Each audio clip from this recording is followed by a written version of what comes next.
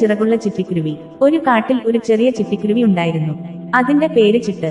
മറ്റു പക്ഷികൾ എല്ലാം വലിയ ചിറകുകളോടെ ആകാശത്തിൽ ഉയർന്നു പറക്കും. പക്ഷേ ചിട്ടിന് ചെറിയ ചിറകുകൾ മാത്രമേ ഉണ്ടായിരുന്നുള്ളൂ. ഒരു ദിവസം ചിട്ട് വിഷമത്തോടെ അമ്മയോട് ചോദിച്ചു, എനിക്ക് എന്തുകൊണ്ട് ഇങ്ങനെ ചെറിയ ചിറകുകൾ മാത്രമാണ്? എനിക്ക് മറ്റുള്ളവരെ പോലെ ഉയർന്ന് പറക്കാൻ കഴിയുന്നില്ലല്ലോ. അമ്മ ചിരിച്ചു പറഞ്ഞു, ചിട്ട്, വലിയ ചിറകുകൾ മാത്രം പോരാ, ധൈര്യവും ശ്രമവും വേണം. അത് കേട്ട് ചിട്ട് ദിവസവും പരിശീലനം തുടങ്ങി. ആദ്യം കുറച്ച് മാത്രം പറന്നു. പിന്നീട് ദിവസങ്ങൾക്കു ശേഷം അത് കൂടുതൽ ഉയരത്തിൽ പറക്കാൻ തുടങ്ങി. ഒരു ദിവസം കാട്ടിൽ തീ പിടിച്ചു. വലിയ പക്ഷികൾ എല്ലാം പേടിച്ച് പറന്നുപോയി.